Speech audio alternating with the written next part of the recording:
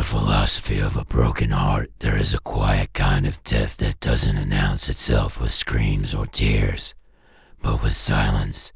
It comes not with the weight of tragedy, but with the subtle erosion of hope. This is the death of love, the fading of something once radiant into something unrecognizable, a slow vanishing, a whisper turning into a void dot. We rarely speak of this with the gravity it deserves. Society celebrates love, glorifies it, builds religions, poems, and entire lifetimes around it. But it is in the loss of love, in its decay, that we come closest to understanding the soul's fragile architecture. Disenchantment is not merely the absence of affection. It is the collapse of meaning. When someone who once knew the secret language of your laughter becomes a stranger to your silence, the world tilts, not just outside you, but within. What was once sacred becomes mundane. What was once eternal becomes temporary. And the worst part, there is no villain to blame. Sometimes, love simply slips through our fingers, like sand defined to hold that is love, if we dare to call it that, is an awakening.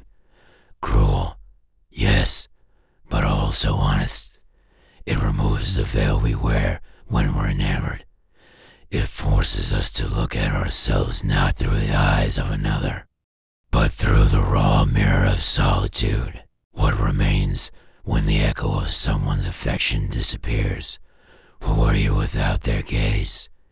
In the aftermath, we search for logic, for narrative, for something to hold. Why did it end? We ask.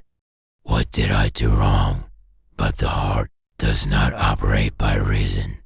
It does not follow rules.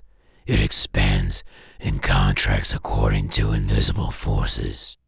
Sometimes the people are simply not meant to walk the entire road together, and that is no one's fault. It is a lesson in impermanence, in the exquisite unfairness of being human. Heartbreak teaches us that not everything broken needs to be fixed. Some things are meant to remain as scars, not to be healed, but to be honored.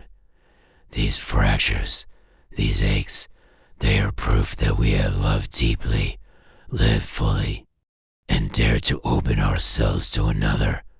There is a strange beauty in that, and yet, in the stillness that follows loss, there is also growth, the kind that doesn't announce itself with triumph, but with a quiet resilience. You wake up, you breathe, you carry the weight, and somehow it becomes lighter. Slowly, the silence becomes music again. The absence becomes space, and in that space, something new begins. Not a replacement, but a rebirth. We do not move on, we move forward. There is a difference. To love again is not to forget, but to remember without pain.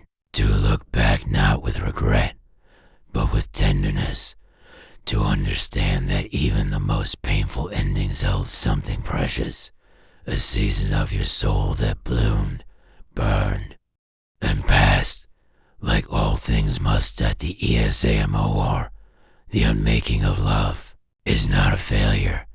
It is a reminder that love, like all beautiful things, is fleeting, and yet, in its very fragility lies its worth. We cherish what we know we can lose. We love because it hurts, and we hurt because we love. So let us not curse the heartbreak.